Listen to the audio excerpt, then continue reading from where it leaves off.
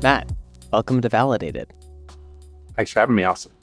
One of the things I'm really looking forward to talking to you about today is your role at Thesis. I want to talk a bit about the merger of Keep and NuCypher that went into creating the Threshold network. For folks not familiar with it, that's I think mergers in this space are rare. They usually don't work, but especially they're usually rare among two decentralized networks. So I really want to talk about that a bit. But primarily here today, I want to talk about Threshold BTC because love it, hate it, you can't ignore it. Bitcoin is the backbone of collateral in DeFi nowadays. And so, what that means, though, is Bitcoin is, of course, a network where there are no smart contracts. And Taproot people, I'm sorry, there are still no smart contracts. There's no real smart contracts on Bitcoin that exist today. And so what that means is every instance of Bitcoin that exists somewhere else in the world on someone else's network, whether that's Bitcoin on Ethereum, Bitcoin on Solana, Bitcoin on, centralized exchanges. Those are all custody versions of Bitcoin. Bitcoin is inherently custodial when it exists on someone else's network. But not all custody solutions are created equal. Some of those are centralized through trusted providers like BitGo, who is behind wrapped Bitcoin, which is sort of, I'd say, probably the market dominant version of Bitcoin that exists today. And then some of that is, through other decentralized custody solutions. And this is where Threshold network comes into play in the tBTC product. So I'm excited to get into all of this here today with you on Validated. Sam, where do you want to start? So I want to start with the Threshold network itself and Thesis and the origins of tBTC. Sure. For those, I'm not sure if actually you know this, but back in the days, I used to work for Bison Trails. And, and so the launch of Keep and NuCypher were actually two of the protocols that we helped support the genesis for back in, 2020 at Bison Trails. So it's really cool to kind of have gone like full circle on this. Yeah. At this point, we were talking about like genesis of people being like, I want to lock up some ETH for a certain period of time, run some nodes, earn some tokens. But this was sort of back in the days where I think pure play utility protocols were launching as almost their own entire network. I want to talk a little bit about where the vision for the Threshold network came from. Let's see. So I guess a little bit about me before tBTC and Threshold, Keep and NuCypher is I got into the space because I had a side hustle at my first startup, buying and selling gift cards. And I realized I could, buy them for 60 cents on the dollar, sell them for 95. I launched a website that did that, and PayPal immediately was like, no, that's great finance. You're out of here. And so that's actually how I got to Bitcoin. And I mentioned that because that has since spun out, become a completely different company, which is Fold. But the reason that I mention that is because, the reason that I'm interested in Bitcoin is ultimately the same reason that I got involved in the first place, right? Which is I don't want to see people get deplatformed. I don't think that there should be someone deciding what is or isn't a good use for your money. And frankly, just as an entrepreneur, I needed a solution. And at the time, Bitcoin was the solution. So fast forwarding to tBTC, we started building Keep. And the idea with Keep was, I very quickly, when I got into Ethereum, I was like, oh, cool, this makes a lot of sense. Smart contracts make sense. It just clicked, like with my engineer brain. But what I immediately struggled with is thinking about all the applications where you have data, for example, social security number. And most of the time in a dApp, you just want to keep that data local, right? So you're like, look, this user should only have access to this data. But every once in a while, you actually need private information to be socialized. So maybe you don't want every counterparty to have access to the data in clear text, but you need them to be able to say, like, no, I'm confident it was this person with this social security number, or I'm confident that it's the same person with the same social security number. And so, this was the battle days. This is 2017, 2018. And so we were like, okay, well, how would you build an EHR on top of Ethereum? How would you work with health data?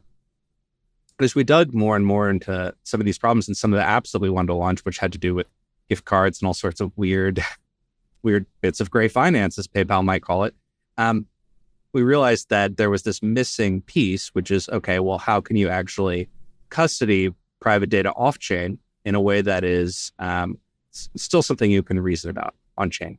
So you still need to be able to say, no, I'm confident this person has access to this particular credit card number or gift card number or social or whatever.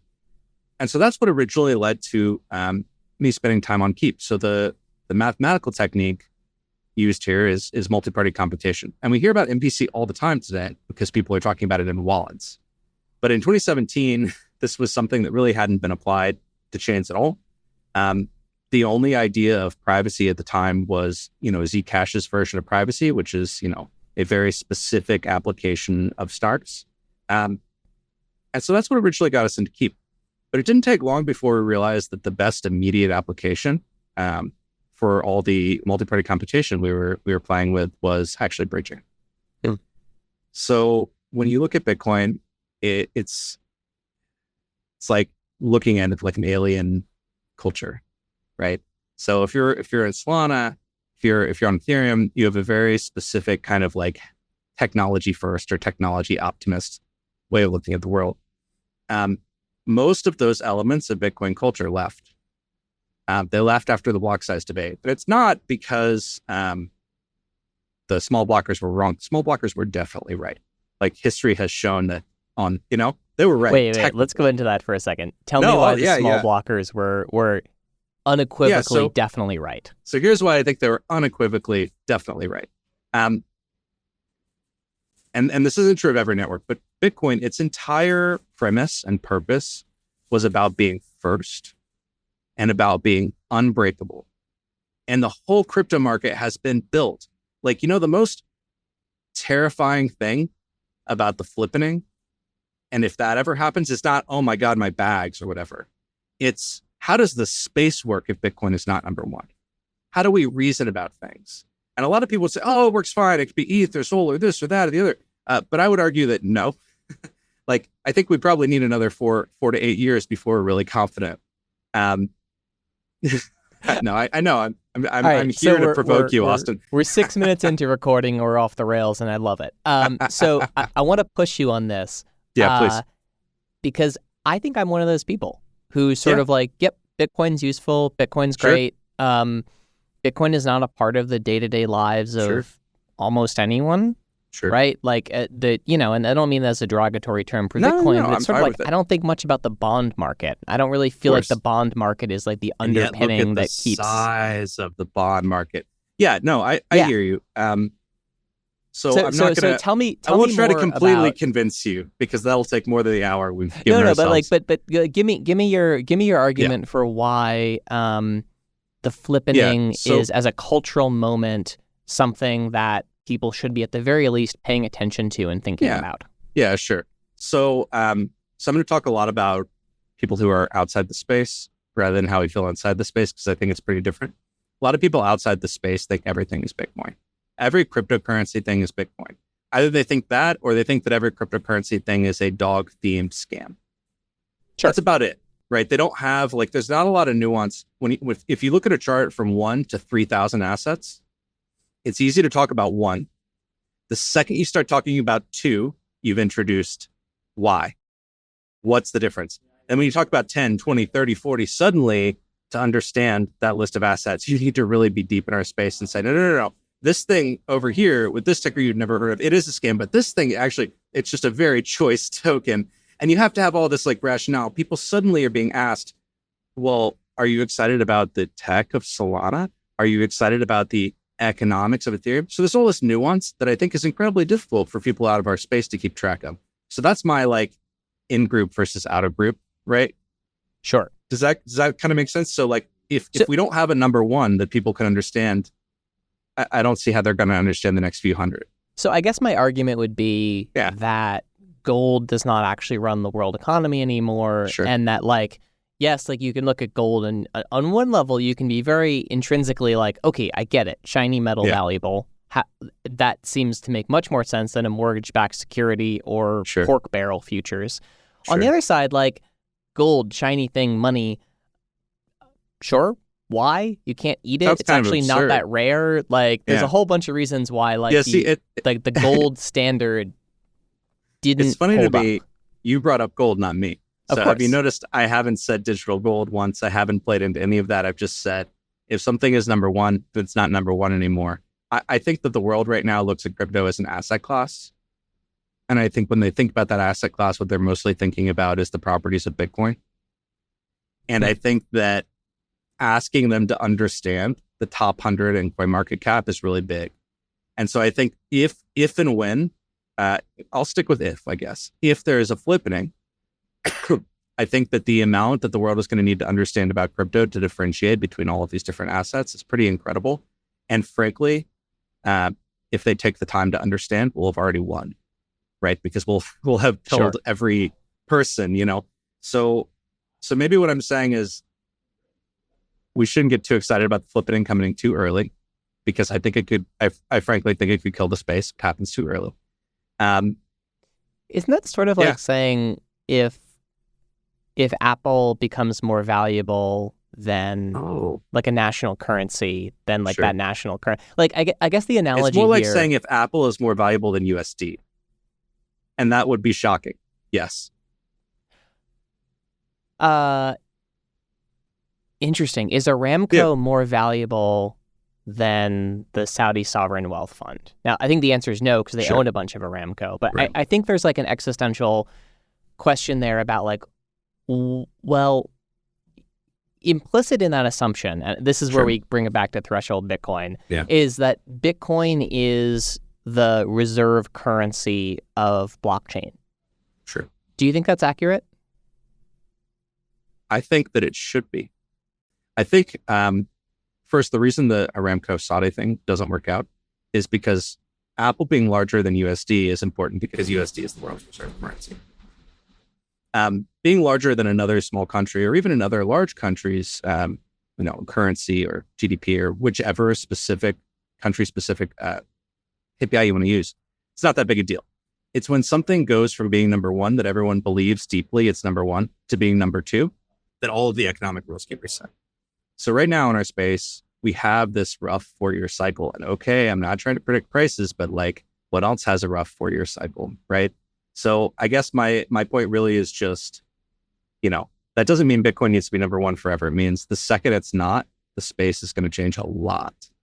And we should make sure we're ready. But yeah, bringing it back to tBTC, I think BTC should be collateral across the space. I think that a lot of us have a tendency to think that whoever wins should have the best tech. A lot of us who aren't Bitcoiners, so like basically everyone else, the whole rest of the space, right? I think that it feels like there's this race between tech and speed. Sometimes they care about reliability, sometimes they don't. But there's this kind of fight, and so it's easy to say like, who cares about Bitcoin? But instead of trying to convince you that Bitcoin is good collateral, I think it's probably easier to just say, why in the world are we talking about real world assets, which require all sorts of nonsense to get on chain and obviously can never really be fully natively on chain? When we have Bitcoin, that's twice the size of its next crypto asset that we can pull onto these chains. So I think really when I'm talking to people who are already sort of like crypto pilled and they're already like, no, it's about the tech and it's about this smart contract, this part of DeFi, this permissionless, this. Well, it's like you should reach for Bitcoin first, because real world assets, like who cares if you tokenized a skyscraper and put it on chain, because that's one quarter away from being worth nothing. And I think we can do better with Bitcoin and the existing on chain assets.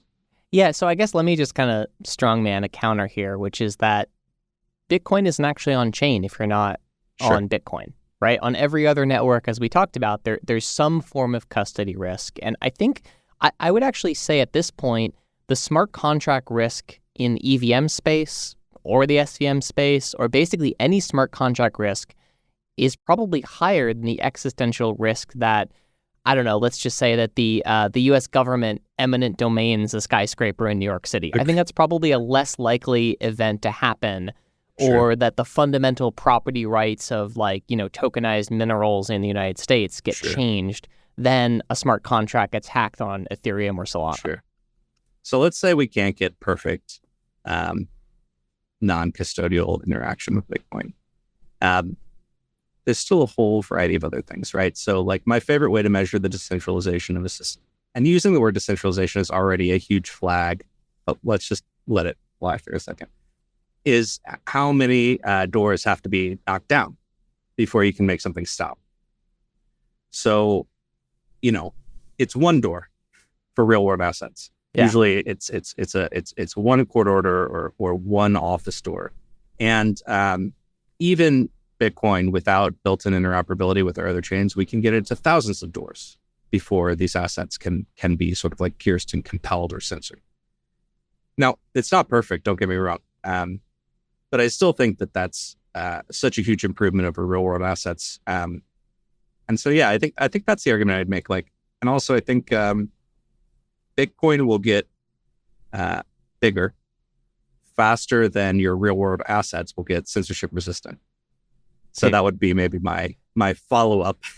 Yeah, so I think this is where sort of tBTC comes into play because, What you said about knocking on 1,000 doors, historically it's been one door, right? It's been one company that controls most of the represented Bitcoin between one network and another, whether that was an exchange or whether that was a custodian. Like fundamentally, there is still one court order. Yeah. Now it's targeting a legal entity, not an individual, but that's the same thing with a skyscraper. Indeed. Yeah, exactly. So the idea with tBTC is to take, what WBTC has done, which is to make Bitcoin composable, and depending on who you are, if you're a Bitcoiner, we are gracing DeFi with our presence, and if you're a DeFi person, you're like, okay, well, finally Bitcoin is caught up. So you can take whichever side you want. But the idea with tBTC is to do the same thing, to make Bitcoin composable, to make it work like any other token. But it's to do it in a way that, you're not just calling Mike Belshi. You're not just reaching out to the BitGo trust company, but you actually need to hit up a lot of people to break the guarantees of the system. It's not perfect. It's tBTC V1, I would say.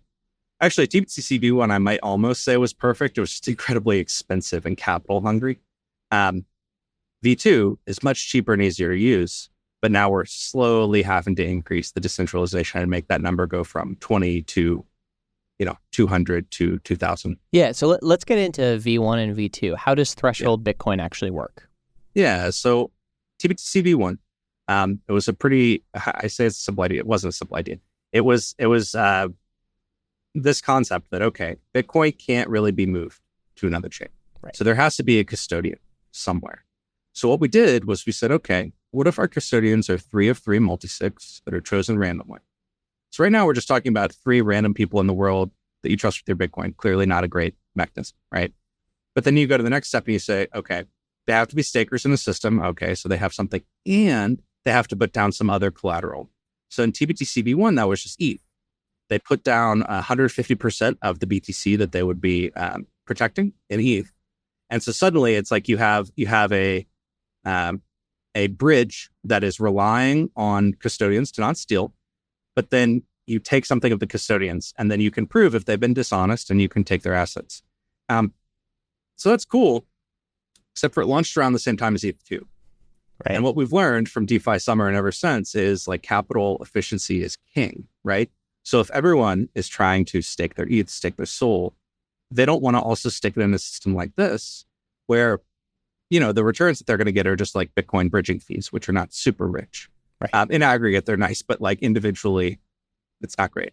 So what V2 does is instead of these 3 of 3s, we say, okay, well, what if now you have a system that's 51 of 100? And what you introduce, and we use this in cryptography all the time, but not very much in cryptocurrency, is this assumption called an honest majority. Yeah. So that is a huge security model shift, right? Suddenly you've gone from people are putting down all of these assets to people are staking to participate, but there's no way that the assets that they put down will cover the assets that could be lost in the bridge. Pretty bold. Yeah, I mean, it's interesting because in V1, right, you have to trust 2 things in V1, right? Bitcoin will be valuable in the future. And, if you're a Bitcoiner, sure. Yeah. The second is that the relative price between ETH and Bitcoin will not diverge by more than 50%. Because if you're truly a Bitcoin maxi and you're like, look, we're going $500,000 a token, I think the most bull case for Bitcoin would blow past that 50% over collateralization pretty quickly. Right. And now you've set up all these stakers who are actually taking a position against Bitcoin, right? Because fundamentally, they don't want to be liquidated. Participating in V1 tBTC is a short of Bitcoin. Exactly. Yeah. So, I mean, the most obvious place where this was a problem with V1, it was clear when we hit around 2,500 BTC that like there wasn't going to be a lot more ETH coming into the system. But the most obvious place was actually talking with stakers, where they're like, why do we have to manage all these assets? Why do we need to manage an ETH BTC exposure? Like, that's not what we want. Right. We were early on in Keep's life cycle, so we had tokens to sort of like cover for that risk, but it was really uncomfortable and it was difficult to participate in the system. So V2 removes all that. But what you're gaining is scalability. What you're losing is economic assurance, right? So now you're saying, do I have probabilistic assurance? Am I very confident that these people, most of them are honest? And so why should someone trust the folks who run the Threshold network? Not like a centralized entity, but like all the nodes, right? Like I think if you're looking at a network like Solana or Ethereum, the incentives are internal to that network, right? If you're running a Solana validator, you receive inflationary rewards, you receive transaction fee rewards, same on Ethereum. If fundamentally the point of a network is to secure another type of asset, which could theoretically become worth a lot more than that network, like how does that game theory work? Yeah, so there's a serious asymmetry here, right? So there's this asymmetry between the assets that you're protecting and the people who are protecting it. And what it comes down to is, and this is where it gets really fun with game theorists, what model do you have of human behavior? Yeah. Do you believe humans are, either honest or malicious? That's it. Either they're honest or they're malicious relative to a given system. Do you believe there's all these ideas of like passive malice and passive honesty? But how you can really look at it is forgetting about whether or not the participants are honest and just talking about whether they get hacked. Yeah. Right. So an argument that I would make in the favor of tBTC is that most holders have been doxxed, very heavily doxxed, from private sales, from Keep and NuCypher, from a variety of exchange elements. Like, it's permissionless to buy T and to stake. But the vast majority of people who have staked, and it's something like 30% of the supply, are already very heavily doxxed. So one is, are they going to be malicious if they're incredibly heavily doxxed? So the next is, okay, probably not. Let's go to our next level. What if they all get hacked? And this is where you really care about diversity of infrastructure, right? So if everything is running on Bison Trails, for some out for Bison, Coinbase Cloud, everything's running on Coinbase Cloud, or everything's just running on like one particular operator, eventually the DPRK is going to go after that, right? Eventually someone with enough resources will take advantage of that asymmetry, even if the people participating have an honest majority. And so I think that's where most of our job securing the system on the dev team side is we're fairly confident that we have an honest majority. And I can tell you what we can do if we don't think we have it. We've got a lot of fun little levers the DAO can pull pretty quickly to cover that. But the biggest is just making sure that there are enough independent operators participating. Yeah, so I'm kind of curious because I think if you had to encapsulate the Bitcoin view of the world in a nutshell, it's that you can't trust people. They are fundamentally malicious. Is that your worldview? I think what I learned from V1 and really from years outside of just working on Bitcoin is that that is a fantastic perspective to take if you're building what you believe is the only way to save the world and their opportunity at a new freedom money. I think if what you believe and what you think you're doing is building interoperability between chains in a capital efficient way, I think it's like, well, clearly you have to relax that up. I mean, all of society breaks down if you don't relax that at least a little bit, right? And absolutely, yes, right, yeah. So I mean, I guess I guess what I'm saying is I keep my foot in both camps. Am I a doomer? A little bit. Do I have children and trust them to public education? Yes. Do I grow all of my own food? No. And so I think we're kind of in a similar spot here. Pragmatically, I mean, the fundamental Bitcoin prepper argument falls apart when you realize they still need ISPs. That's right. Exactly. So yeah, so this is the balance that I've found. And I think what I've seen is that ultimately what I think people want is they want their money to work for them. They want to be able to not ask questions, not ask permission. Every time I use my debit card, it feels like Mother May I. And I'm like, oh, it didn't work. Did I get a text? Let me check. Like, versus, Sure. What we want with both Bitcoin and tBTC is this like Mother May I situation should never happen. Now, of course, there's additional risk in using a bridge. It's always going to be safer to have Bitcoin on L1 on a, 5 of 9 multi-sig and some of the hardware wallets, you've buried various places. Absolutely. That is but going no to be one a does better that. Like statistically, no one does that. No one does that. And the reason no one does that, outside of it just being a huge pain in the ass, is because the tooling in Bitcoin, frankly, is so difficult. Like an electro multisig is a huge pain in the ass. Society too. I think it's also like an important thing to note that like I don't know. There's always been this like the thing that always has turned me off from Bitcoin as a community, not as a token or an asset or something like that, is that there's this fundamental assumption that you can't trust anyone. And yet we trust like 5 core contributors of Bitcoin to maintain the whole thing. We trust Kazakhstan to run 30% of the hash power. Like there's a lot of like, I would call it, ostrich introspection going on, right? Where it's like, I'm only going to look at the tiny little piece and then my head goes in the sand for the rest. And it's so I'm kind of curious, how has Threshold been received by the Bitcoin community? Obviously, I think the folks who want to use Bitcoin on Ethereum or Solana are thrilled that they no longer have to deal with a centralized custodian. But like, what is the result from like the actual hardcore Bitcoiners been? Yeah. So I have never met a hardcore Bitcoiner.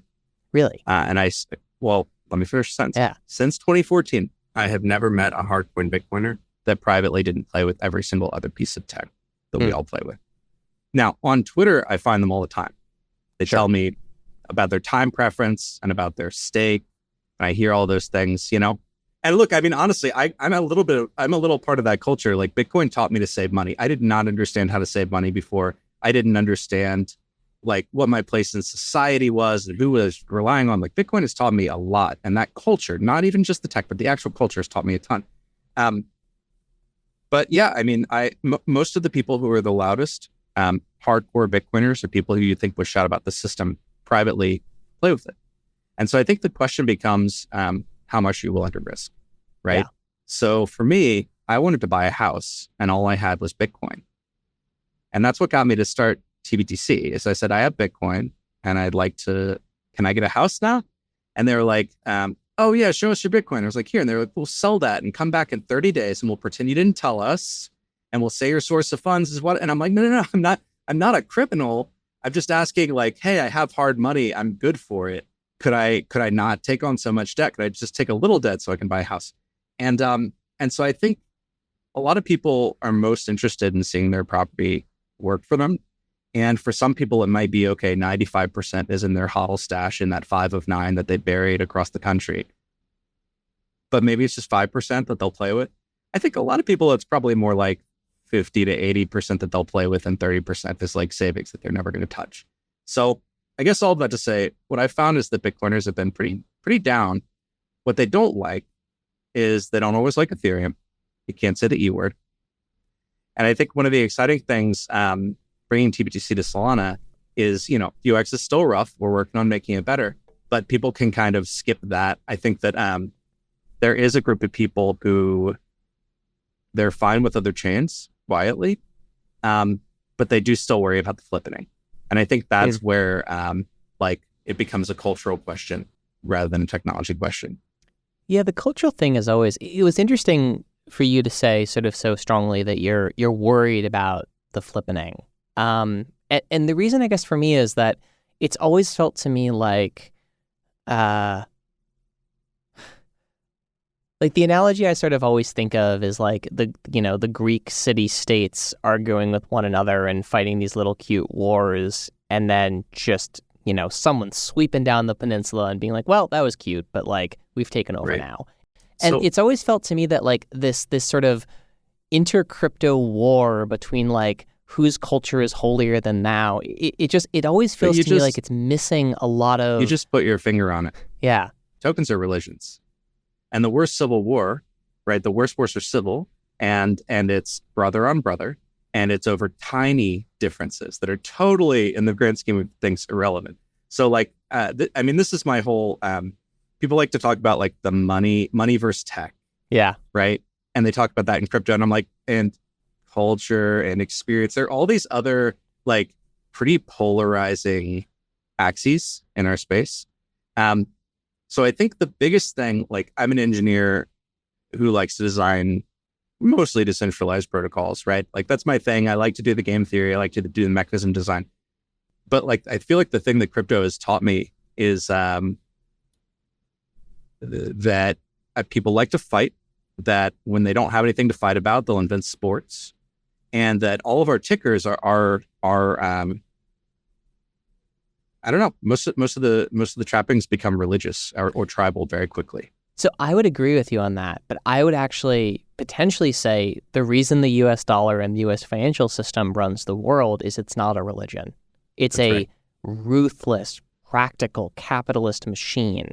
Yeah. And if what we want to do here is fundamentally create a religion, like, cool, that's cute. But I don't know if there's a reason that the US dollar runs the world and there's no religion that runs the world. But there was, right? So like, what would it require? Like, here would maybe be my counter. What would it require for the world to leave USD? And it's like, it's hard to imagine anything short of, I guess we continue to abuse the system and exclude people. So like, we continuously erode its neutrality. But it does seem like a worldwide religion might be one of the things that could get big enough to convince people to switch. I don't disagree with you though. Like ultimately, if we're not building credibly neutral technology, there's no reason for people to switch. And if our arguing about various Doge variants, right, is expressed in the actual financial system we built, people shouldn't join. We deserve to be obscure. Yeah, I guess it's like the piece that always... Okay, so I've used this analogy before for folks who listen to the show, but like Twitter listened to its customer base too much, and that's why it never succeeded. Whereas like Facebook is like American football, right? American football, you think it's this like good old American sport, and it's like they rewrite the rules every 5 years. Like football of a decade ago and football played today have almost no relationship to one another, and besides like the team names are the same, right? Like there's fundamental changes that go on, but it's this sort of national mythology that it stays the same. Yeah. And I guess the thing that I always see about the Bitcoin world is it's sort of like, I brought the analogy up before about the gold folks, right? Because the folks who are still screaming about gold are still screaming about gold. They're just screaming in a very small corner that no one pays any attention to.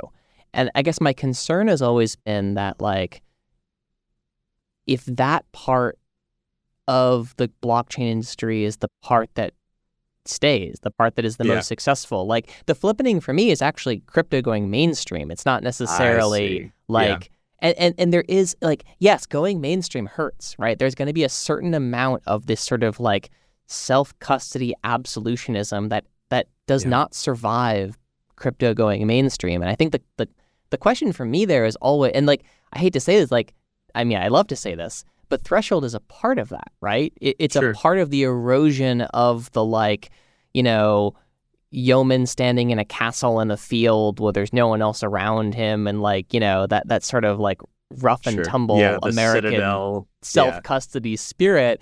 And instead, Threshold comes along and says, hey man, like there's a really good condo association over here. Like we got a pool, right? Like so look, it's funny. Right now we've been talking about crypto Twitter and how we view Bitcoiners, but this kind of comes back to my original thought, which is I'm pretty sure that most people view crypto as just one thing.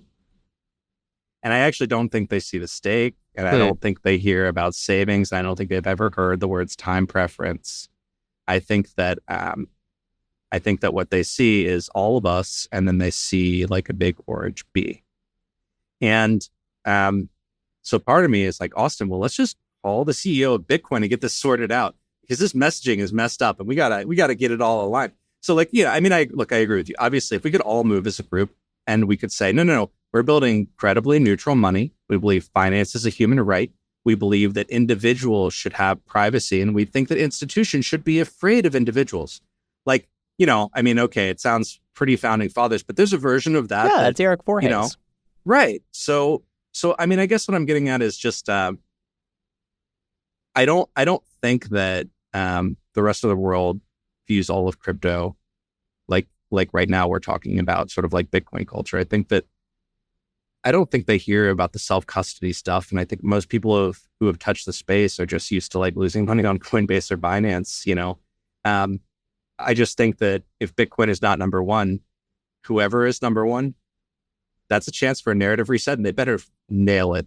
Yeah, it kind of reminds me of like that, this is before I was born, but the reading about the history of the free software movement and about how to them, open source was a horrible bastardization of the values of computer science.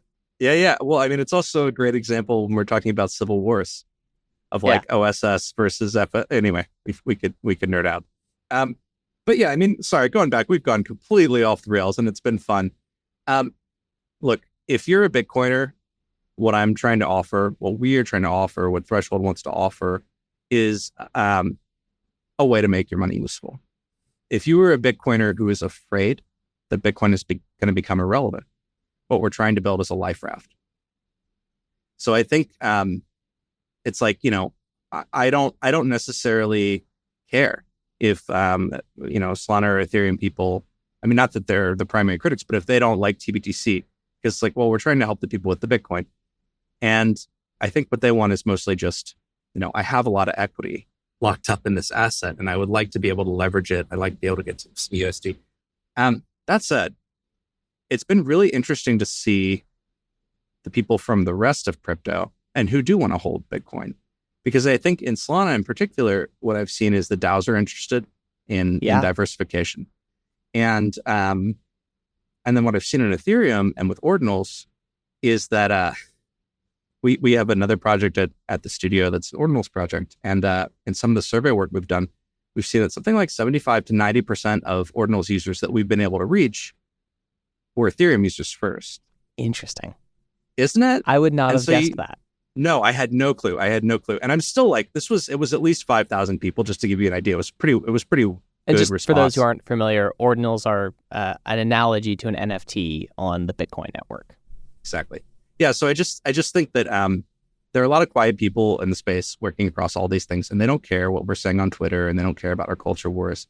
They just want their money to be useful. And I think those are the people that we're building for. Yeah. It's funny when you kind of put it that way, that like there is, I mean, I would say that in some ways the flippening of Bitcoin by something else is almost inevitable, the same way that it's hard to stay number one forever. Yeah. Well, I mean, it's not even that. It's just like synthetic financial products are worth far more than hard financial products. It's just a function of the multiplicative effects of finance, is that the thing that is not the thing will always have more value than the thing. Right. And so it's interesting to think about, like, how does Bitcoin kind of navigate that? I think there's a world where the Bitcoin network, and this would, to be clear, never happen in a million years. But if there was a core contributor group that was interested in how do we keep Bitcoin relevant, you would have native Bitcoin on multiple networks. You would have some sort of like Cosmos-esque Bitcoin Oracle network that would be able to sort of manage the distribution of Bitcoin out to multiple areas. And it's kind of funny because in some ways it's a little bit between like tBTC and Wormhole. That is sort of what you guys are trying to do, just without the blessing of the core contributors. Spot on. What else would you do? You would have a tiny tail emission, and you would have part of your fee model burning BTC so that it ended up balancing out. Yeah. Absolutely. And I think, earlier I said Bitcoin life raft. That is like the most incredibly arrogant. I don't need to build Bitcoin a life raft. Like, I think it's going to continue to be Bitcoin no matter what I do. But I do want to make sure that it stays relevant across our space, and I don't want it to just become the one over financialized. Like, I bought some Bitcoin. Oh, you mean the ETF? Right. Like, no, that's not what I mean. That's the real opposite of like non-custodial is this like over financialization where it's like, because there's nothing cool to do with Bitcoin on chain, everyone just learns about the stock market and trading these fights. Yeah, I feel like the biggest onboarding that Robinhood ever had was Bitcoin. And it wasn't for the sake of Bitcoin. It was that people started buying Bitcoin and then they were like, what more interesting stuff can I do? And then they discovered options trading. And it's kind of funny, like, but the way we talk about it is so zero sum. Because even you're like, oh, a life raft for Bitcoin. Like, that is a totally valid analogy. But the other slight spin on that is like, maybe what Bitcoin actually needs is a container ship, right? Because right now it's an economy that has zero inflows and outflows. The funny thing about this particular moment, mentioning zero inflows and zero outflows, is like our work making Bitcoin more useful.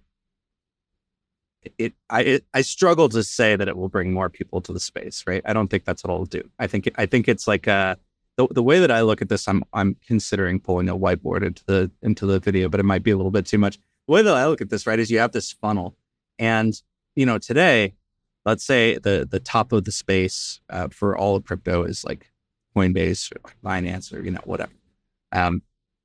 Maybe it's something like Fold, or maybe it's something like River or Swan. But and then you go down, and if you're looking at as a Bitcoin holder, like the next level down is maybe it's like moving your Bitcoin to a ledger, and then there might be one more level down, which is like running a Lightning node. But then you look at the other way that people go, and I think what often happens is like you buy Bitcoin on one of these things, and then you're like, oh my God, look at all these other tickers. Then you buy all these other things, and then slowly you find your way on chain, and you're like, okay, so now I've got like Phantom or MetaMask, and then I go down, and now I'm on like Uniswap, and like then you go all the way down, and you're like, okay, now I'm like 9x leverage doing some like weird interest rate arb, right? And there's just a lot more, but it's all in our space. And so I think that's what I really want to see with Bitcoin is like, it's a really poor outcome for me, for people to buy Bitcoin and leave and just like leave it sitting versus like all of these other places where their lives could be impacted. And I mean, I guess I just named a lot of financial products, so I promise there are other ways. But so I think that's what I really want to see with tBTC is to make that funnel deep and interesting and to basically completely slay this pet rock meme. Okay, I want to ask you kind of a little bit more of an existential question here. There's this very popular David Hoffman tweet, which is something along the lines of, crypto wasn't invented to make you rich, it was invented to set you free. Yeah. First off, I think on its face, great statement. We can all sign up for that. So why is everyone so worried about the price? Like fundamentally, every time you talk to someone about Bitcoin, the thing that they're focused on is the price of Bitcoin, it feels like. And there's a how would I put this? There's a duality here where it's like, it feels like because the only thing Bitcoin can do is go up and down. That's the only thing anyone ever talks about Bitcoin. Whereas like, the more, and yes, there's all this like, oh, is ETH going up? Is Sol going up? Sure. And like, at the end of the day, like Solana and Ethereum are smart contract networks that are designed to be used. They're not designed to be held. And sort of like, where do you see the interplay there between like usability and like this abstract concept of freedom? Yeah. So that is a great question. Okay. So let me get the cheap responses out of the way so we can get to the good stuff. So cheap response. Oh, well, that's not the true Bitcoin. That's not. So there's like a no true Scotsman thing, I think, where people say, well, if all that you know about Bitcoin is it going up and down, you haven't really bought Bitcoin. You bought an entry in a ledger somewhere and they're still controlling you, yada, yada, yada. So look, if you're listening to this podcast, you've heard that. We've all heard that. The truth is there's a serious trade-off between freedom, and I mean individual liberty, and consequences.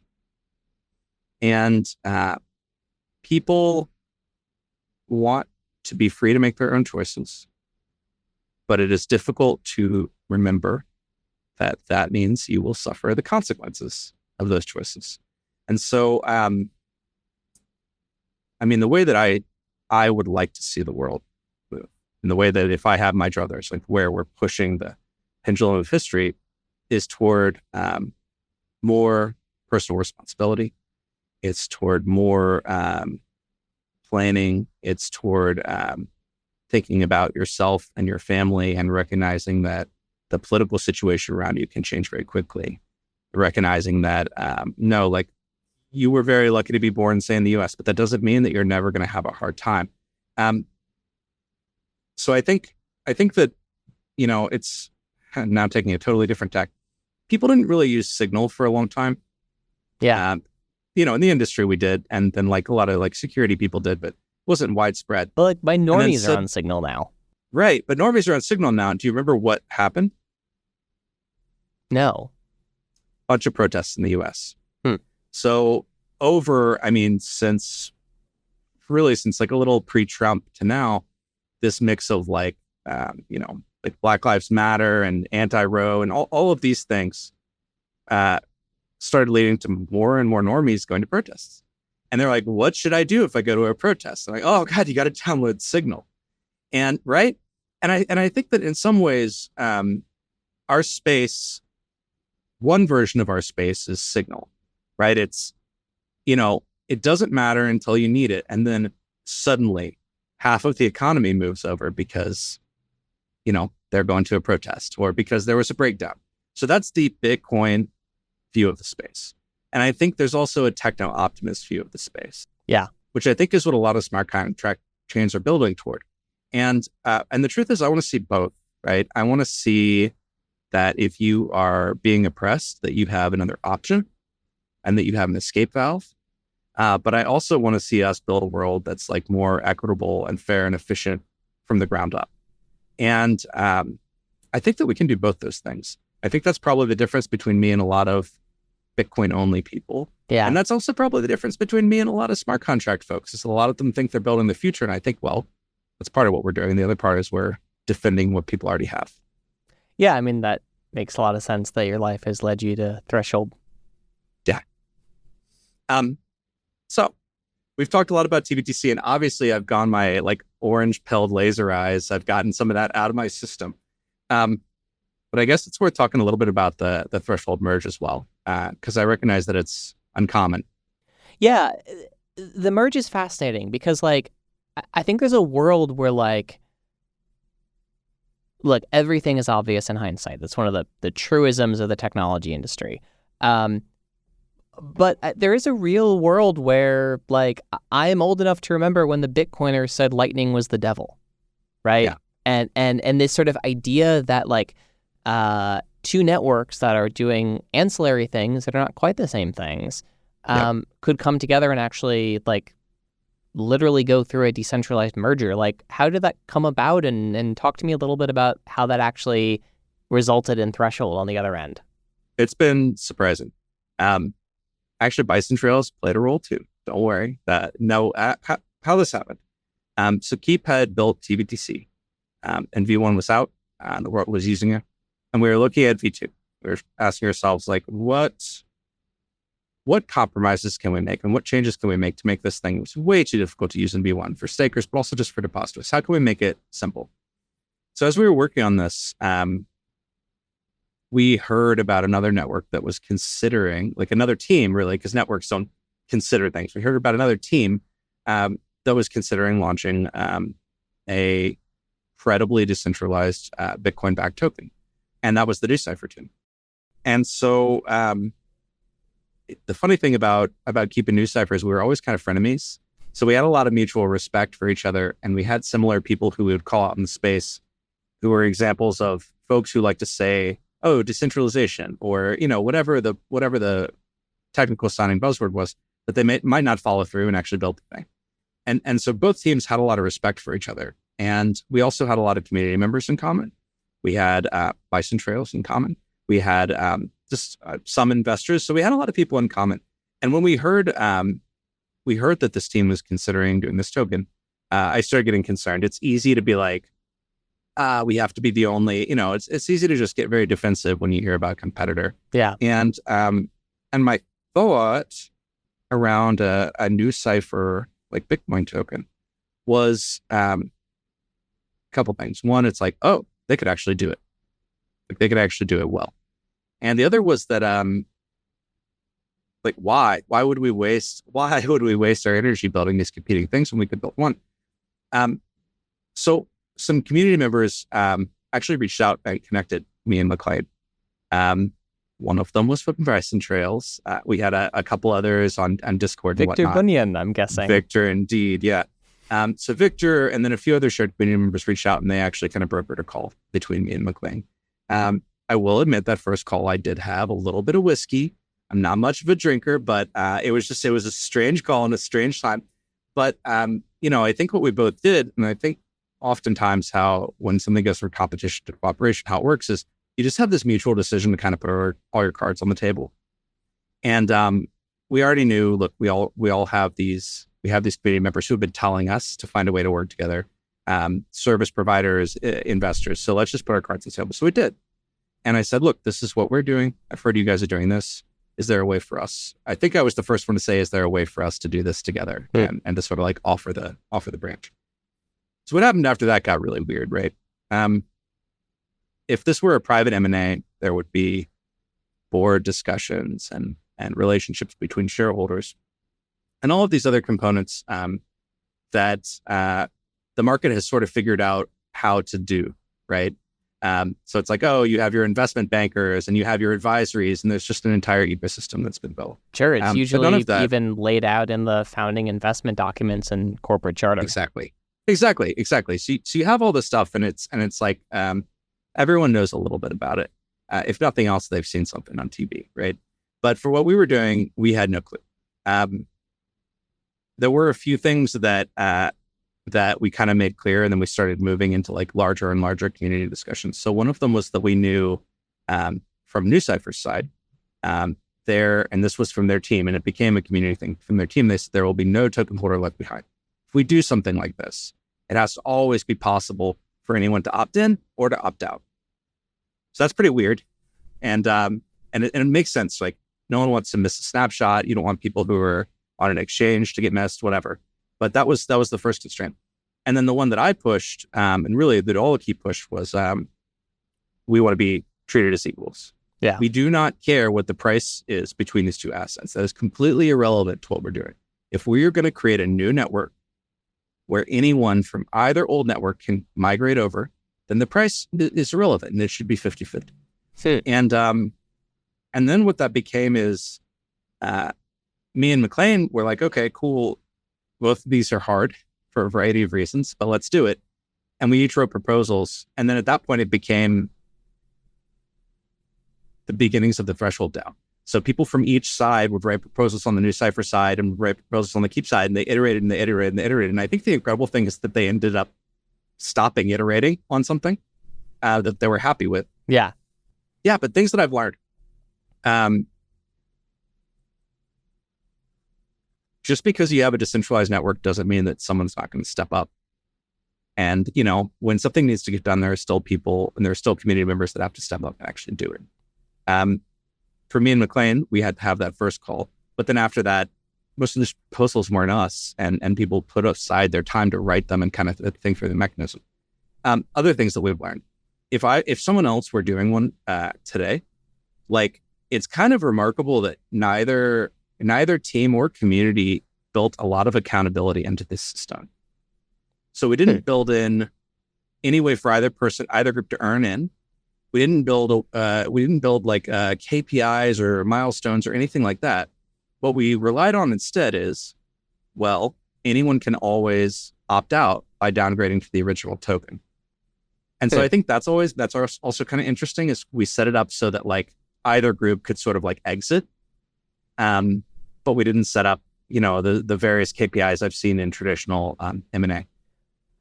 Yeah, all very weird. Yeah, it's interesting.